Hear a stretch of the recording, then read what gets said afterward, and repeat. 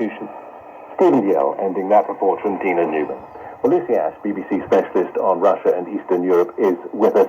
And Lucy, after the fall of communism, what did Vladimir Putin do? How did he rise through the ranks before becoming Prime Minister under Yeltsin? Well, he had a truly meteoric rise, but it began humbly enough with him leaving Dresden, where he'd served as a junior KGB officer. He packed his two daughters and his wife Lyudmila into a car.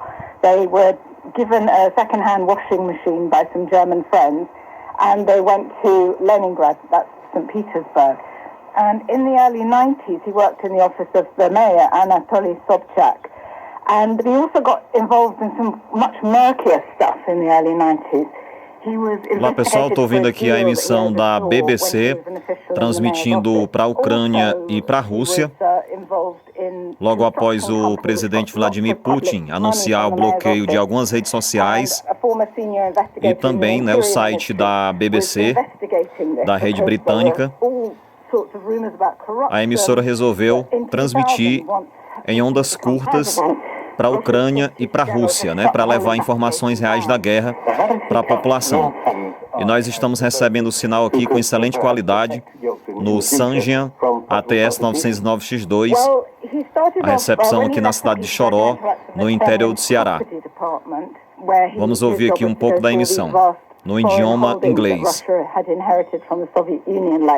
Embassies, military installations, arms depots, secret safe houses of the KGB, that kind of thing. And he earned himself a reputation as someone who was a very efficient bureaucrat. He stayed in the shadows. He was seen as modest. He was seen as someone who was intrinsically loyal. Valentin Yumashev, who is Yeltsin's very powerful son-in-law, promoted him to the third most powerful post in the Kremlin, and he was brought into much more frequent contact with Yeltsin. And by July 1998, he'd been named to be the head of the FSB, which was the security services. A recepção aí no Sanjian ATS 909X2, e agora vamos ouvir no Texan PL 880. É a BBC transmitindo para a Ucrânia e para a Rússia, no idioma inglês. Grey character who would just do their bidding.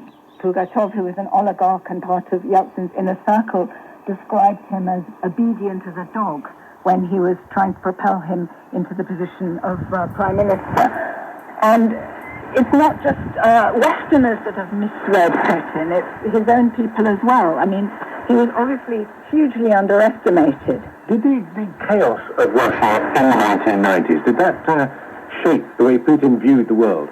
Absolutely. I mean, I think it goes back actually to 1989 when he was serving in Dresden as a KGB official. A few weeks after the Berlin Wall had come down, there were these mass demonstrations and people storming the Stasi, the East German secret police building, and then they came to the headquarters of the KGB in Dresden, which was this kind of three-story cream-coloured house. And Putin was, one of the people in charge there, and he was really worried. So he rang a Red Army tank unit to ask for protection. And he was told that they wouldn't be able to do anything without orders from Moscow. And they said, Moscow is silent. And I think these words have haunted Putin ever since. The idea that political elites can be overthrown by people power is something that makes him intensely nervous. And then when he got back to St. Petersburg, he had to supplement his income by driving a taxi. He only admitted to that last year, but he said it was something that was very unpleasant to think about.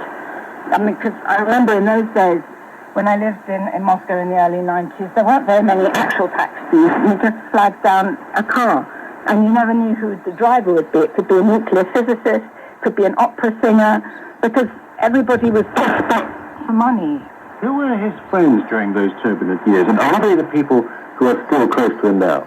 We've always relied on a deeply loyal entourage, and many of those people that he... Aí a recepção da BBC no Texan PL 880. Vamos retornar aqui para o Sanjian ATS 909X2. É a emissão da BBC para a Ucrânia e para a Rússia, através do rádio de ondas curtas. Lucy, for the moment. Thanks very much. So as we've heard, Mr. Putin was relatively unknown to the Russian public when he was appointed by Boris Yeltsin to be Prime Minister in August 1999. But he soon made his name by launching a war. In 1999, he ordered Russian Federation forces to retake control of the breakaway Republic of Chechnya, which just years earlier had fought and won autonomy from Moscow. Alex Last has been speaking to a woman who lived in the Chechen capital Grozny at the time, and a warning, it was a brutal conflict, so this account contains descriptions which some people may find upsetting. We knew for sure that there was a war, and everyone was actually waiting for a second war. The question was just only when and how. In 1999, Sofia, that's not her real name, was living in Grozny, the capital of the breakaway Russian Republic of Chechnya. The city still bore the scars of a devastating war fought by Chechen separatists against Russia, which ran from 1994 to 96. That conflict killed tens of thousands of civilians and effectively ended in defeat for Russian forces. But many in Moscow wanted to avenge that humiliation and bring Chechnya back under Russian control.